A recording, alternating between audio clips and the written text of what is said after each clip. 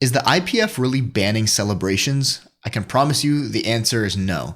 But let's talk about why and what the future of celebrations might look like in powerlifting. What's up everyone, my name is Rosendo, welcome back to my channel, and we are back with another video, and today we are going to be talking about the 2026 IPF rule changes, because they definitely stirred things up quite a bit in the powerlifting world, especially one regarding celebrations. Now there were a lot of rule changes regarding the IPF that you might want to look over. At the time of recording this video, the big news is that those rule changes got postponed until after Sheffield, so this does not apply to that event, but there was a lot of talk of how these rule changes might affect Sheffield. I think the IPF did a good call by postponing it, but in any case, we are still going to talk about these rule changes, particularly celebrations today, and what I think this means for the IPF, how I think they're going to enforce these rules, and what it means for celebrating your third attempts in your meets. In this video, we're going to be talking about the proposed rule changes regarding celebrations, why I think it's a very slippery slope for the IPF, why I really don't think they can ban celebrations like a lot of people have interpreted it to mean on social media,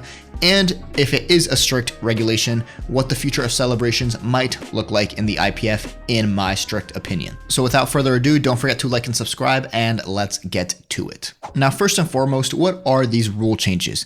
It's important to note that the IPF did postpone these rule changes until after Sheffield, and as of right now, I actually can't find the document again on the IPF page. I can only find what other people have uploaded to be the document, so it's very possible they are revising it. But let's take what they released at the start of the year to be the proposed rules for 2026, which reads, lifters are expected to enter and exit the lifting area or platform in a respectful manner, refraining from discarding their belt on the floor or engaging in any conduct that may be harmful to the integrity of the sport. Now, right off the bat, let's address the fact that there is nothing in this text that inherently says they are restricting celebrations. I know a lot of people on social media have interpreted the rule changes to mean that they will ban celebrations, but I just frankly don't think that's true, and I really don't think they will, nor they can ban celebrations. I really think the IPF just wants to determine what type of behavior they like and they don't like, and they need somewhere in the rules to point, hey, according to these rules, we don't like your behavior and you will be penalized for it. If right now an athlete does something that doesn't go along with their image, they do something that the IPF doesn't like, or they engage in conduct that would be harmful to the sport,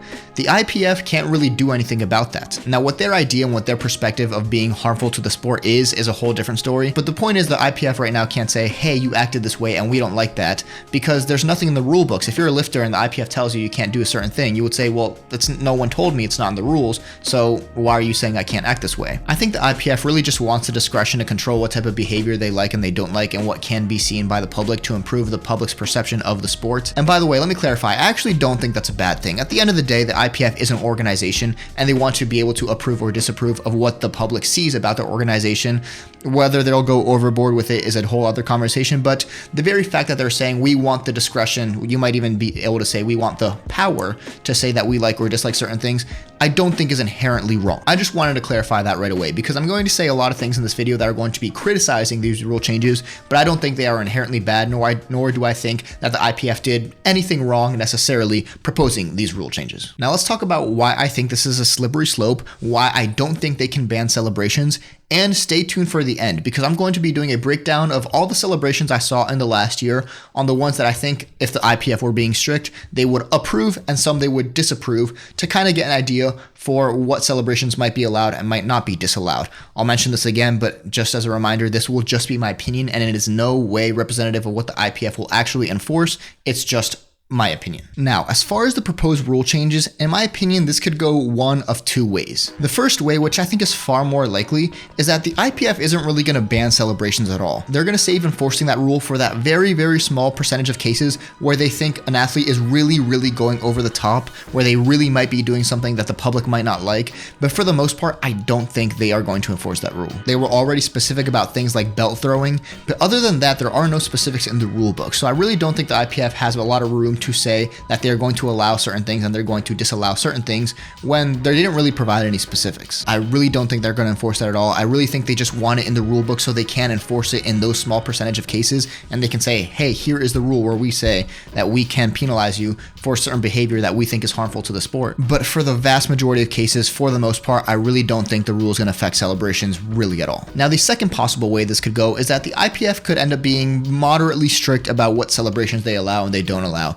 they might allow quick celebrations that are respectful in their eyes, and they might disallow things that are over the top, aggressive, or that harm the perspective of the sport. Definitely things like belt throwing, maybe things like yelling, and really anything else that just comes across as over the top instead of just a respectful, quick celebration. Now, there are two reasons why I really don't think this will be the case. Number one, it's such a blurred line between what could be allowed as a respectful celebration and what is not a respectful celebration. There's nothing in the rules, and who is going to be the one to determine what is allowed as a celebration and what is not? Where do you find the line of we are going to allow this conduct, but we are not going to allow this conduct? I imagine the decision will be left up to the head referee or maybe to all referees unanimously, but it really gives all the power to whoever has the power to make that decision. And if it's completely in their discretion, there might be things that one person agrees with that someone else might not agree with is disrespectful conduct. The problem with that is I can absolutely see a scenario where in one meet with one set of referees, they might allow one lift, while in another meet with another set of referees, they might disallow that same lift.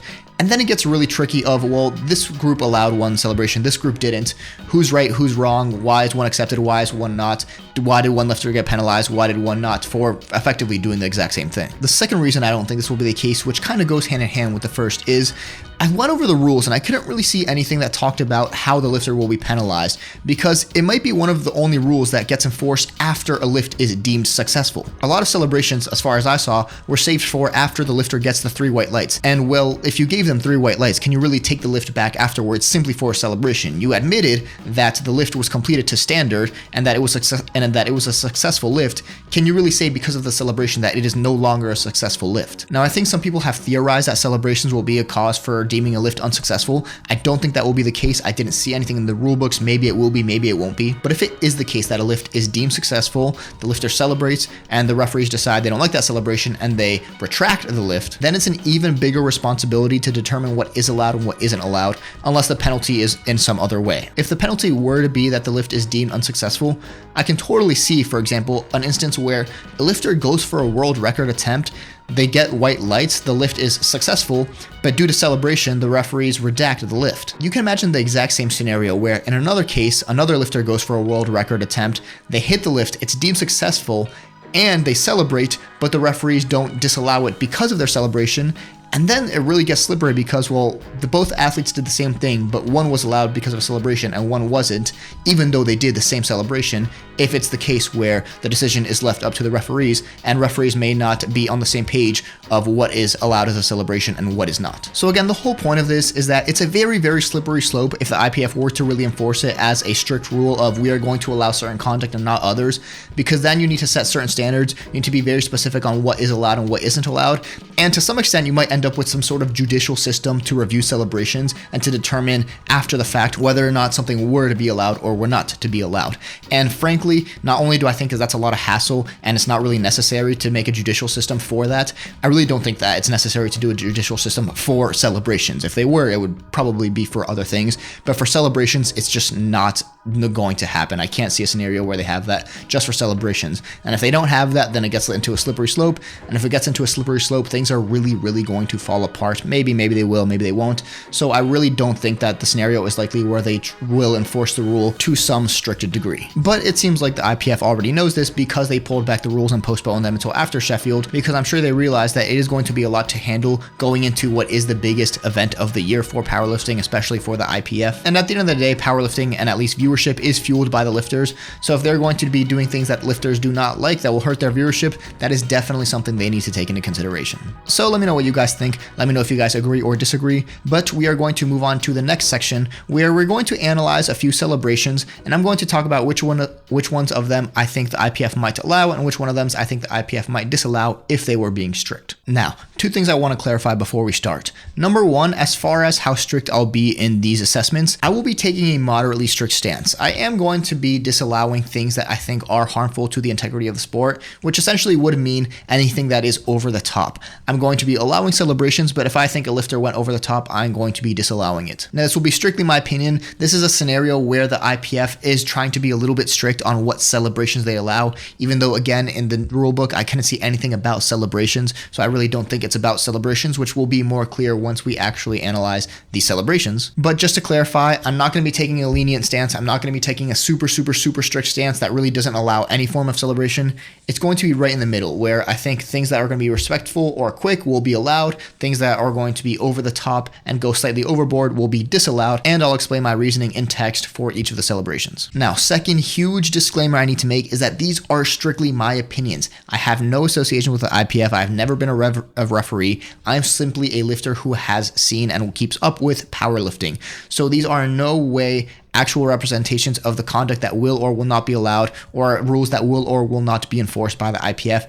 This is strictly me as a lifter saying, hey, if I were a part of this federation and I wanted to allow or disallow certain conduct that I think might be harmful to the integrity of the sport due to public's perception of the sport, these might be some of the things that I would allow and some of the things that I might disallow if I were being strict. That is all I'm saying. This is in no way representative of what the actual rule changes might look like, if they will be enforced, or what any referee might actually say about these celebrations. Strictly my opinion. So let's get to it. In order to do this, I watched nearly every third attempt celebration that there was from 2025, all of them at Sheffield and nearly all of them at World. So this did take quite a bit of time. I sorted the celebrations. I'll have many different lifters and many different examples of different types of celebrations. This video did take a while, so make sure to like, subscribe, and definitely share, because I want this video to get out there in the powerlifting world. So without further ado, let's get to it in assessing these celebrations, which again are strictly my opinion, and I'll explain why in a little text to hopefully provide a little bit of an idea of what the enforcing of the rule might look like.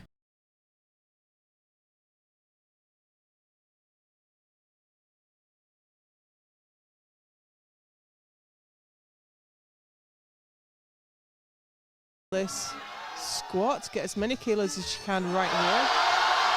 Oh, and she's fighting her way right to lockout. What a fantastic battle that was. 2-1, it's in, and Leah Bavois prime for the challenge.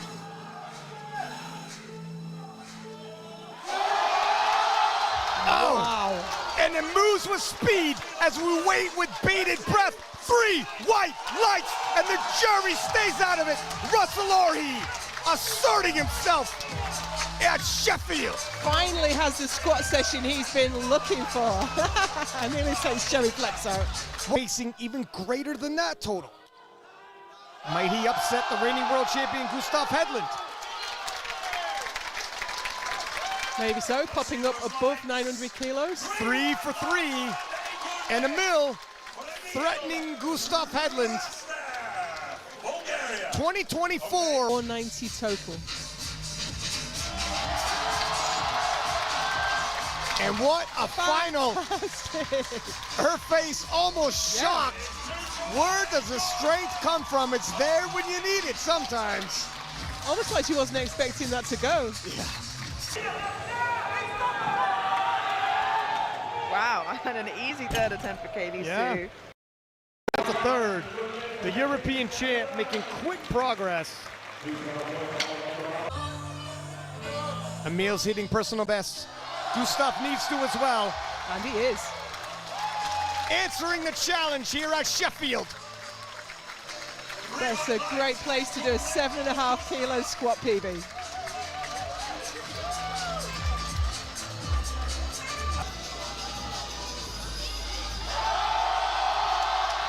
But he's answered some critics on squats. And Shell 257.5 has arrived at Sheffield, living up to the hype. Look at that crowd. He has the president of the German Federation in the crowd cheering for her.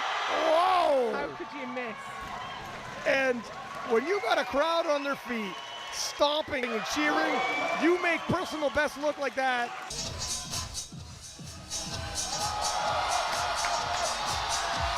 She's got it to the top. It's at the top. She gets down command. What do the referees think? 2-1, it's good. And Sonita Mulu at Sheffield does what Jesus did in the first Sheffield, the strongest woman in powerlifting history. Moves so fast for Austin. Much slower, but a commanding 323 world record. Does the judges agree? 2-1 they agree. I wasn't sure about the depth, to be honest, so I'll keep my eye on the jury, see whether they're going to take a look at that. To come down to the very last pull. Oh, and just when Joe needed it. Needless to say, that's a junior world record.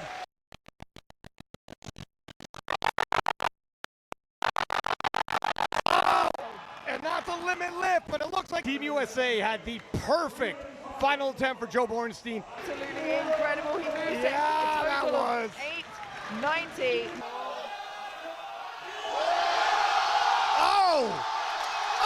Right on the money it would appear. He had to work for that, but he got it to the top. And Dr. Ashton Rauska, surgical with these attempt selections. As well as Chenna. Wow, yeah, and we had said in the second round, deadlift bronze was in sight. Oh, very quick off the top, and what a lockout. And Annie Nelson. Oh, she's a fighter. Right to the lockout, lets out the war cry. Oh, what the heart, look at the heart on Carlina. Wow. Talk about a fight to hit that third deadlift. 3 white lights.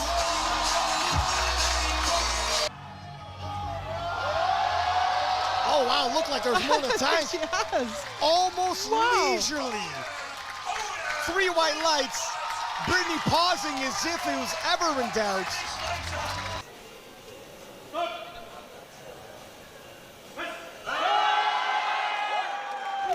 She definitely had more, but that was a smart choice. Yeah, no, it was. It's 2020 hindsight. A veteran like him, this isn't going to rattle him. There it is. There it is. That's how champions do it.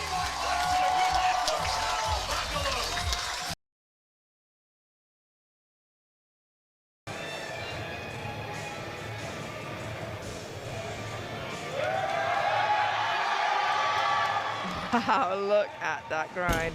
Yeah, good pull by Sabrina.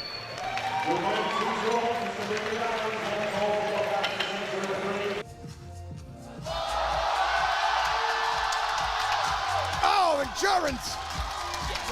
But look at Sipo. Missed his final squat, missed his final bench, but hits that final deadlift and gets a round of applause from the crowd. Oh! Wow! I told you he could fight. My goodness! He delivered with that one. Oh, whoa!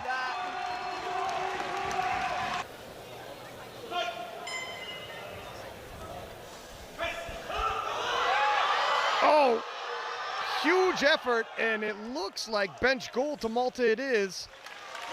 Judges agree, 3 white lights. Malta collecting a gold.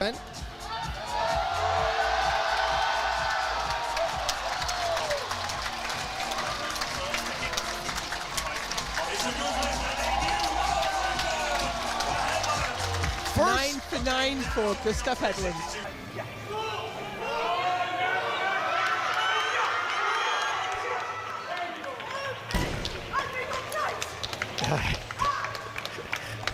Down the exact same total as Kiara going into deadlifts. And would you look at that? Oh no, this is trouble. And she for is. Team 3 white France. lights are good. 2 to 1 and is match good, and totals that's honored. for Alba and Kiara.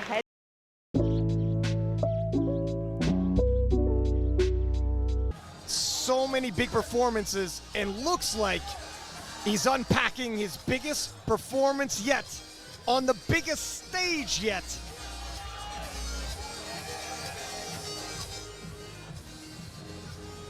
The UK crowd obviously cheering for Ade, cheering for Jerns. It's bittersweet here in Sheffield.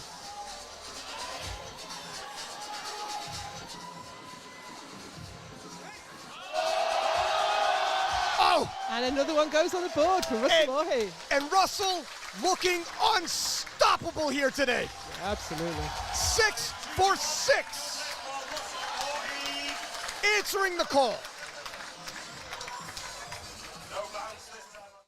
And there you go. You guys can let me know what you think and if you agree or disagree. Now, just to recap real quick, number one, I know a lot of people interpreted the rule change to mean that they were going to be banning celebrations, but I really don't think that's the case, because if it is, it's just too slippery of a slope for the IPF to handle. I think there's going to be so many things that could go wrong, and there's going to be so many things that they need to handle, and they'll almost need some sort of review system for this, that I really don't think the case is that they're going to ban celebrations, and nowhere in the text does it say they're not going to allow celebrations. And number two, even if the rules are meant to be interpreted as they are not going to allow celebrations, I really don't think they can enforce it that much. I really think it's just going to be for a very extreme case, and hopefully through that breakdown you guys got to see that again, the IPF really can't ban celebrations. Celebrations is just so broad that it will be really hard for them to ban celebrations outright, and I really don't think it's a rule they're going to enforce all that much, except in very rare cases where they might not allow conduct the lifter partakes in, and they have a rule to a point where it says, here is the rule that says that we can penalize you for acting a certain way. Now we'll see how these rules change. We'll see if they're implemented. Again, as a reminder, they are postponed. Please check the date of uploading this video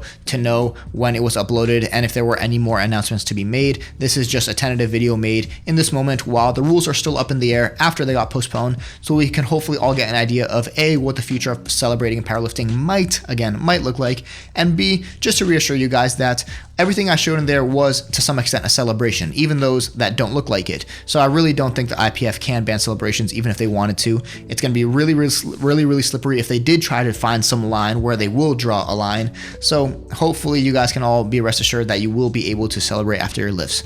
Even if things do get ugly, just be respectful, celebrate in a respectful way, and I really don't think there will be any problems. But again, everything is strictly my opinion. That being said, you guys can let me know if you have any questions in the comments, and I will do my best to answer them. Don't forget to like and subscribe. But other than that, that is all I have for you. Thank you guys so much for watching, and I will see you all next time.